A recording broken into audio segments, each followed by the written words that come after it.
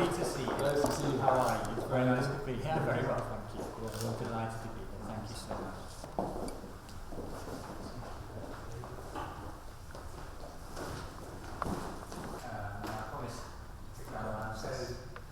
So there are unfortunately many humanitarian needs in Sudan now. Traditionally, over the last 10 or 15 years, they've mostly been related to conflict, especially in Darfur and increasingly in the south of the country. But there's been quite good progress in resolving conflict. There's still some problems, and that's still causing humanitarian need. But there's also needs arising from the economic crisis and especially disease outbreaks. So I was in Kassala yesterday in the east of Sudan on the border with Eritrea, and there are a whole host of disease outbreaks. Malaria, cholera, diphtheria, measles, yellow fever, dengue fever, other problems as well as a very deep poverty leading to a lot of malnutrition. So it's a story, a picture of multiple needs in multiple parts of the country.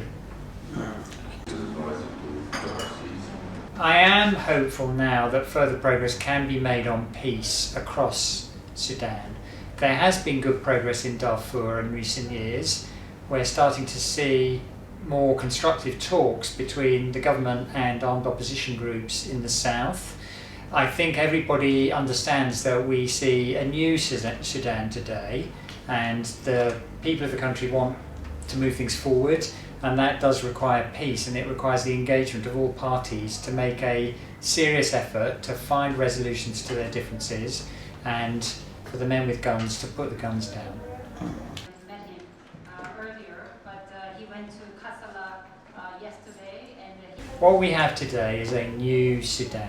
We have new authorities here, and I've met them, both members of the Sovereign Council and the Prime Minister and the civilians who are in charge of the government. And we're having excellent conversations on things like improving access for humanitarian organisations, which the government have taken a lot of steps on just in recent days.